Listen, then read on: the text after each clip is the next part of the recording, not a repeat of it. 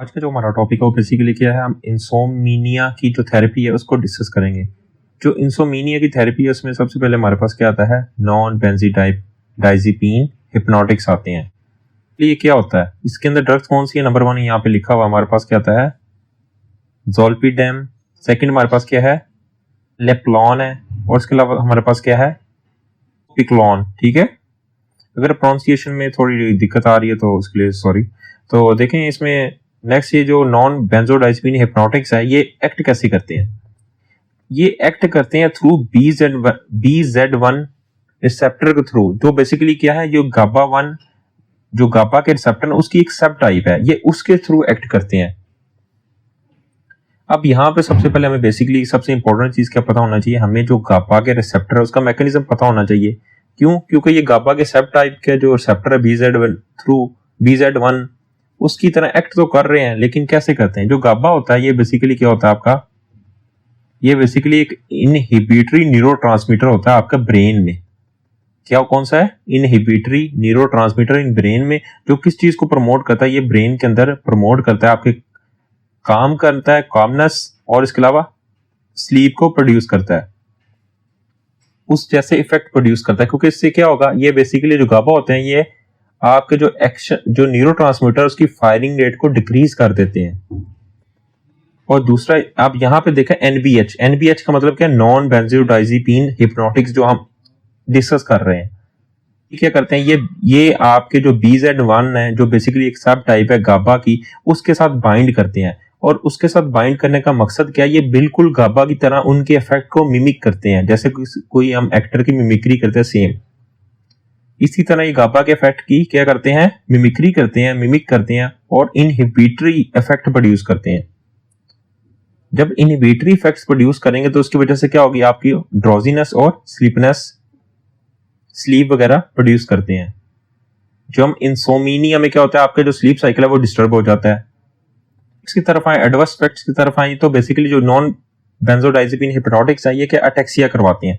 Ataxia का मतलब क्या, आपकी बॉडी की इनकोऑर्डिनेशन करवा देते हैं, कोऑर्डिनेशन करवा देते हैं। उसके अलावा ये क्या करवाते हैं, हेडिक करवाते हैं, और सबसे इंपॉर्टेंट इसका है ये कंफ्यूजन करवाते हैं। देखिए कंफ्यूजन कैसे करवाते हैं, क्या हेडिक कंफ्यूजन। इसके अलावा जो यहाँ पे आपने एक चीज समझ नहीं होती है, ये आपका जो आपके है ना बेंजोडाइजिपीन्स, उसके साथ ये आपका एक डिफरेंस है। इसकी ये जो नॉन बेंजोडाइजिपीन हिप्नोटिक्स हैं, इसकी वजह से क्या होगा आपका, ये आपको दिन में अगर कोई पेशेंट इसको लेता है नॉन बेंजोडाइजिपीन हिप्नोटिक्स, तो इसकी वजह से उसको डे टाइम में क्या होगा, उसकी ड्रोजीनेस कम प्रोड्यूस होगी।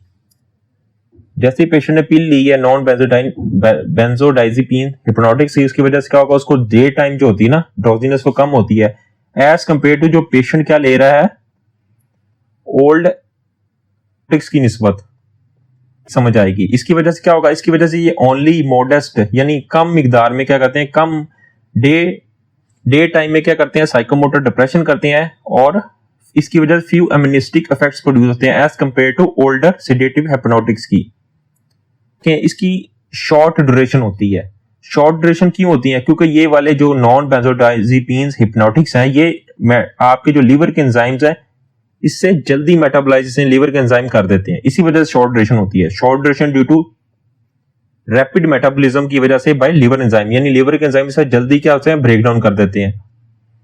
होने की वजह से क्या होता है, यहाँ पे एक चीज समझनी है, इसकी वजह से इसका जो डिपेंडेंसी का रिस्क है वो डिक्रीज हो जाता है। यानी पेशेंट क्या होता है, ये एडिक्शन प्रोड्यूस नहीं करते नॉन बेंजोडाइजिपीन हिप्नोटिक्स। नॉर्मल डिपेंडेंसी का मतलब क्या होता है, पेशेंट को नॉर्मल अपने वर्क करने के लिए क्या होता है वो ड्रग पे डिपेंड होता है, लेकिन इसका क्या होता है, इसमें डिपेंडेंसी का रिस्क भी कम होता है। दूसरा ये आपका जो स्लीप साइकिल है उसकी डिस्टर्बेंस भी कम करवाता है एज कंपेयर टू बेंजोडाइजिपीन हिप्नोटिक्स के। यानी जो बेंजोडाइजिपीन है ये क्या है, ये आपके नॉन बेंजोडाइजिपीन है। जो पेशेंट बेंजोडाइजिपीन होता है उसमें क्या होता है, डिपेंडेंसी भी प्रोड्यूस करता है और पेशेंट का स्लीप साइकिल भी डिस्टर्ब करता है, लेकिन ये वाली ड्रग्स हैं ये कम प्रोड्यूस करती हैं। इफेक्ट्स हैं उसको हम रिवर्स कैसे कर सकते हैं, इसके इफेक्ट्स को हम रिवर्स करते हैं, कौन सी ड्रग यूज करते हैं, फ्लूमाजीनिल को यूज करते हुए। ये बेसिकली एक टाइप का आपका एंटीडोट है। अगर इसका इफेक्ट ज्यादा प्रोड्यूस हो रहे हैं तो हम क्या करेंगे, फ्लूमाजीनिल है। फ्लूमाजीनिल बेसिकली क्या होता है, आपके जो गाबा के रिसेप्टर है, बेसिकली गाबा है उनका क्या है, ये फ्लूमाजीनिल क्या है, बेसिकली उनका एंटागोनिस्ट है। एंटागोनिस्ट जो हमारा टॉपिक है वो कौन सी है, इंसोमिनिया में थेरेपी में सेकंड ड्रग है सुवोरेक्सेंट। बेसिकली जो सुवोरेक्सेंट होती है क्या करती है, ये एक तो जो ओरेक्सन के रिसेप्टर है उसका एंटागोनिस्ट होता है, यानी ओरेक्सन के जो रिसेप्टर नॉर्मली काम कर रहे होते हैं उनको नॉर्मली काम करने नहीं देते क्योंकि ये एंटागोनिस्ट है। और नॉर्मली आपको पता होना चाहिए ये क्या करती है, ये किस चीज के एक्शन को ब्लॉक करती है, ब्लॉक द एक्शन ऑफ ओरेक्सन, यानी ये ओरेक्सन के काम ओरेक्सन कर रहा है उसको काम करने से रोकती है। और नॉर्मली ओरेक्सन क्या करता है, ये बेसिकली जो नॉर्मली इरेक्शन होता है ये न्यूरोपेप्टाइड होता है जो किस चीज को प्रमोट करता है, ये ब्रेन के अंदर वेकफुलनेस को प्रमोट करता है। नॉर्मली ये क्या करती है, सुवोरेक्सेंट क्या करती है, ओरेक्सन को ब्लॉक करती है इस न्यूरोपेप्टाइड को, जिसकी वजह से ब्रेन की वेकफुलनेस क्या होती है, डिक्रीज हो जाती है। सुवोरेक्सन क्या करती है, बेसिकली ये प्रिवेंट करती है ओरेक्सन को काम करने से।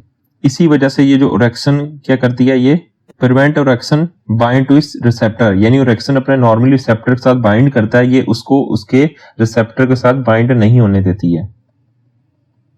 और इसका जो साइड इफेक्ट की बात करें तो जो मेन इफेक्ट इसका होता है वो सीएनएस डिप्रेशन होता है, जिससे क्या बोलते हैं, सोमोलेंस। बेसिकली सोमोलेंस क्या होता है, ये एक फैंसी वर्ड है, यानी ड्रोजीनेस को बोलते हैं। अगर ड्रोजीनेस को फैंसी वर्ड में बोल रहे हैं तो क्या बोलेंगे हम, सोमोलेंस। और लेकिन जो मेन इफेक्ट है वो क्या, सीनस डिप्रेशन होती है, जबकि जो माइल्ड इफेक्ट होती है वो हेडेक होती है और नॉर्मल स्लीप रिलेटेड एक्टिविटीज होती हैं, क्योंकि ये बेसिकली स्लीप के साइकिल को डिस्टर्ब करती है। अब देखिए मेन इफेक्ट इसका सीएनएस डिप्रेशन है। अब इसकी काउंटर इंडिकेशन की बात करें तो हम जो नार्कोलेप्सी होती है, जो एक डिजीज होती है, उसके अंदर हमने सुवोरेक्सेंट नहीं देनी होती।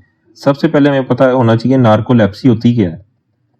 जो नार्कोलेप्सी होती है ये बेसिकली एक स्लीप डिसऑर्डर है, जिसके अंदर क्या होता है, पेशेंट को डे टाइम के अंदर ही एक्सेसिव स्लीप आती है, यानी पेशेंट दिन के टाइम भी क्या होता है, सोता है, उसको बोलते हैं नार्कोलेप्सी, या उसको स्लीप के अटैक्स आते हैं। तो इसमें क्या होता है, नार्कोलेप्सी में क्या होता है, ये स्लीप डिसऑर्डर है जो बेसिकली क्या कॉज करता है, ये एक्सेसिव स्लीप कॉज करता है इन डे टाइम में। और इसमें पेशेंट को क्या होते हैं, सडन स्लीप के अटैक्स आते हैं, सडन अटैक ऑफ स्लीप, इसमें नार्कोलेप्सी में ये होता है। अब इसमें क्या होते हैं, हमने जो सुवोरेक्सेंट होता है वो हमें नार्कोलेप्सी में कॉन्ट्रा इंडिकेशन होता है। कॉन्ट्रा इंडिकेशन क्यों होता है, क्योंकि सुवोरेक्सेंट भी क्या होती है, ये भी स्लीप को प्रमोट करती है, जबकि नार्कोलेप्सी में भी स्लीप आ रही होती है पेशेंट को, तो क्या होता है, ज्यादा पेशेंट सोता है, इस वजह से कॉन्ट्रा इंडिकेशन होती है।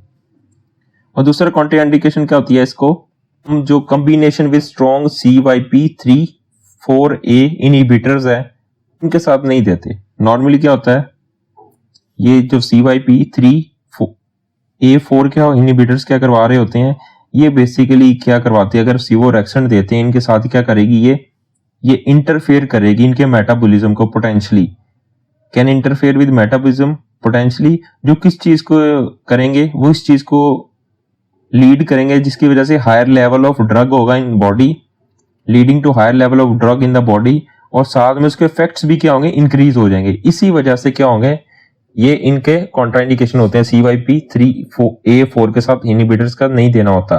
फिर पेशेंट का लिवर डिजीज का पेशेंट है, उसके अंदर क्या सुवोरेक्सेंट हम नहीं देते, non recommended in the patient with liver disease. और इसकी जो डिपेंडेंसी है वो लिमिटेड होती है, यानी पेशेंट अगर ले रहा है उसको इस चीज की एडिक्शन नहीं होती, ठीक है। इन जो हमारी ड्रग है वो क्या है, रेवेल्टियन। रेवेल्टियन बेसिकली क्या होता है, ये यहाँ पे लिखा हुआ मेलाटोनिन रिसेप्टर का एगोनिस्ट है। एगोनिस्ट का मतलब क्या है, ये मेलाटोनिन की तरह काम करता है। रेवेल्टियन बेसिकली क्या कहता है, ये mimic the effect of melatonin receptor, ये मेलाटोनिन के रिसेप्टर की तरह काम करता है जो रेवेल्टियन है। बेसिकली क्या करता है, ये उसके रिसेप्टर की तरह जो ब्रेन में मौजूद होता है उसकी तरह काम करता है। सेम पाथवे जो मेलाटोनिन फॉलो कर रहा होता है उसको ट्रिगर करता है, और उसको ट्रिगर करने का मकसद क्या होता है, ये पेशेंट में क्या करवाता है, ये पेशेंट में स्लीप को प्रमोट करवाता है, जस्ट लाइक मेलाटोनिन। आपको पता है ना, हाइपोथैलेमस में मेलाटोनिन रिलीज होता है जो स्लीप को क्या करता है, इंक्रीज करता है। इसी तरह रेवेल्टियन भी क्या करता है, सेम मेलाटोनिन की तरह काम करता है, स्लीप को प्रमोट करने के साथ साथ क्या करता है, ये आपका जो स्लीप साइकिल है उसको भी प्रमोट करता है। जो रेमेल्टियन है ये बेसिकली किसके MT1 मेलाटोनिन T1 और T2 के रिसेप्टर्स के साथ बाइंड करता है, जो नॉर्मली क्या कहते हैं ब्रेन के अंदर मौजूद होते हैं in the suprachiasmatic nucleus in the brain. Basically suprachiasmatic nucleus क्या होता है, वो क्या करवाता है, ये हाइपोथैलेमस में ब्रेन के अंदर मौजूद होता है, जो आपके रिस्पॉन्सिबल होता है मेलाटोनिन रिलीज होने पे एट नाइट। यानी किस चीज पे रिस्पॉन्सिबल है, अगर मेलाटोनिन रात को रिलीज होने के लिए ये सुप्राचिasmatic न्यूक्लियस हाइपोथैलेमस में रिस्पॉन्सिबल है एट नाइट। और इसका साइड इफेक्ट की बात करें तो इसका डिजीनेस है, नोजिया है और फटीग और हेडेक है। क्यों? क्योंकि ये स्लीप को इंक्रीज करता है। लेकिन अगर कोई पेशेंट ले रहा है इसकी कोई भी डिपेंडेंसी का कोई भी रिस्क नहीं होता, ठीक है। कोई पेशेंट इस चीज को एडिक्शन नहीं होती इस चीज की, अगर कोई रेमेल्टियन ले रहा है।